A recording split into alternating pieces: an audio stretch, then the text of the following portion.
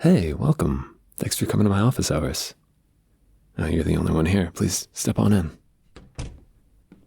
Well, what can I do for you? You had a little question about your grades. Sure, yeah. Well, let me just pull up my attendance spreadsheet here. Because if I'm not mistaken, I haven't seen you in the class for, oh gosh, a couple months now, right? Gotcha, yeah. Okay, yeah, well, oh, excuse me? Oh, no, you don't have to apologize to me, it's fine. I'm sorry, I didn't mean your grade was fine. I'm not being clear. You can in no way pass this class. You can't miss 3/4 of the semester and then still pass. I'm sorry, it doesn't work that way. I'm sorry, I didn't mean to say that in an insensitive way. It's just that the school regulations are very clear about this, and I'm clear about it in the syllabus as well. Attendance counts are half of your grade, and missing half or more of your attendance is an automatic disqualification, zeroes you out, and that just means your total class score can't come above 50%, even if you did everything else perfect. So that's it. I'm sorry. Hey, look, I'm sorry. I haven't been very sensitive about this. I know this is a very upsetting thing to hear, and I know it's difficult, but I hope it's not surprising. I mean, you surely understood that you couldn't skip class for most of the semester and still just skate by, right? Yeah, no, I understand, but what would you like me to do about it? Is there anything you could do? Well, what do you mean? What do you have in mind? Oh, for like additional credit or something? No, it doesn't work that way. Unfortunately, in this case, that doesn't make any sense. If you were borderline, if your score was on the edge of passing and failing, then some sort of extra credit assignment could bring you up above that threshold. But as it stands, no, there's nothing that can close that gap. That's interesting. I mean, when you say there must be something, it seems like you're implying that there might be some sort of informal arrangement that we could make. Am I catching your drift? You don't know. Okay. Look, let me just ask this to you very directly, because I'm explaining in no uncertain terms that you can't pass this class. But the way you keep pushing at it and saying there must be something, there must be a way, can't I think of something, it really seems like you are suggesting that we enter some sort of arrangement. Is that right? Listen, I'm not here to judge. Just tell me what you mean, okay? Just be clear. What do I want? Well, it's a very interesting question. If we're setting aside formalities, because, as I keep saying, formally, officially, there's certainly no way for you to pass. But if you're asking me to think, say, creatively, about an informal agreement that you and I could make with each other, person to person, there might be something, yeah. There might be some possibility that we could figure something out. I know that you're watching me right now, very carefully. I know that you're watching me look you up and down. And I know that you know exactly what I want. That much is clear. Oh my gosh, did I shock you? Are you shocked and appalled? Did I offend your gentle sensibilities? Come on, you don't need to do that. It's silly and it's rather performative. You are clearly very bright. I know from other interactions that I've had with you, and in fact from how you're behaving now, that you're very bright. I know you're savvy.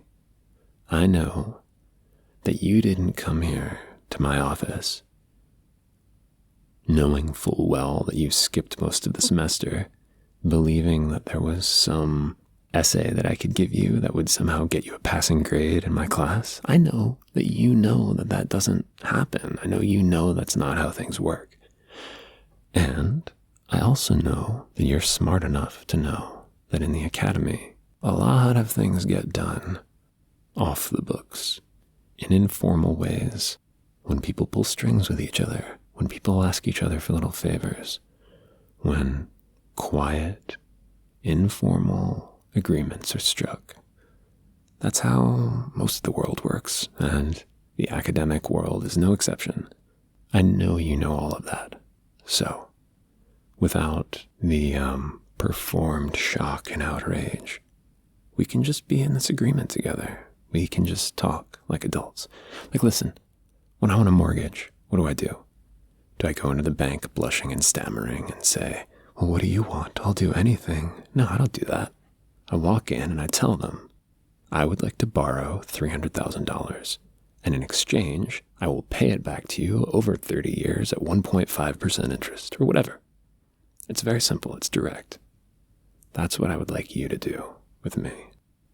So, being as you're the one who wants something, who's got a special need that you're trying to fill, instead of asking me to make a proposal, I would like you to make a proposal to me. Just tell me what you can do for me. And please, have the confidence to assume that you know what I want. Because you do. You'll do literally anything. Well, we're going in circles here. For one thing, I'm an English professor, and I don't want to be a stickler about language, but I have to say, I don't think literally is the word you're searching for here, okay? I don't think if I told you to go out and destroy a bunch of innocent lives that you would do it, or detonate a nuclear device or something like that. I hope you wouldn't do it. My class is not that important. So, tell me what you'll do for me. Whatever I want, Jesus. All right, we really are going in circles. I'm going to do you a favor here. Because I like you. I think you're very sweet and bright and beautiful. So, I'm going to cut to the chase. I'm going to make this easy for both of us. I will find a way to make sure that you pass my class. I'll cook the books. I'll do what needs to be done. It shouldn't be a problem. I will do that if, in exchange, you... My goodness, look at you blush. You really do have gentle sensibilities, don't you? I didn't mean to shock you. I'm just trying to say what we're both thinking. So, that's the offer. I mean, to be clear, I think that's the offer that you're making me. Like, you seem to be a little confused about all of this. Seems like the story that you need to tell yourself right now is that you innocently came to me hoping that there was some way that you could legitimately do some extra credit work to get yourself over the finish line. And I tried to extort you, tried to extort these filthy, terrible things out of you. It seems like that's what you need to believe. And hey, if you need to, that's fine. But I can tell you that what I believe is very different. What I believe is not that I'm extorting you to get certain things. I believe that you are bribing me to get certain things. You see the difference there? You are the person with agency here. You came to me with a deal. You forced me to put that deal into words, sure, okay. I did it for you. I sort of regret it, but I did. But now the deal is out there. And are you walking away in a huff? Are you slamming the door? Are you getting ready to report me to the administration? No. No, you're not. Because this is what you had in mind. All I've done is say it out loud. Excuse me? Sorry, what if what? Oh, what if I don't keep my end of the bargain? Well, that's fair. That's a fair question. But frankly, I don't think you really need to be worried about that. Here's why. If you were to go to the administration and snitch me out, I would be in a lot of trouble. I have some exposure here. I'm vulnerable. And if you were very clever and thought to bring a recording device to this meeting, which you may have, I'm not sure if I think you're that smart. If you did, well, then it'd be an open and shut case against me. It doesn't matter that you're initiating this deal with me. They would find that I was at fault. They would say that I had abused my power. And I would be, even as a tenured professor, summarily shown the door. So, I have exposure.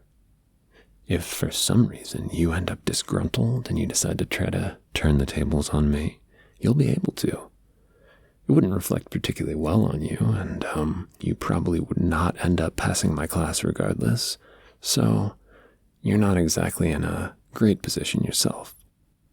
We're both, if we go into this deal, rather compromised. That's why I think you don't really need to worry about me failing to hold up my end of the bargain, because, hey, I don't want to get in trouble any more than you do, just to be blunt about it. I want us both to be happy with how this works. See what I mean? I'm not trying to rip you off or con you. And in fact, listen, I'll be very clear about this. I like you. I have from the beginning. I was sad to see that you stopped showing up, because I very, very much enjoy looking at my students and seeing one as alluring as you. I find you magnetic.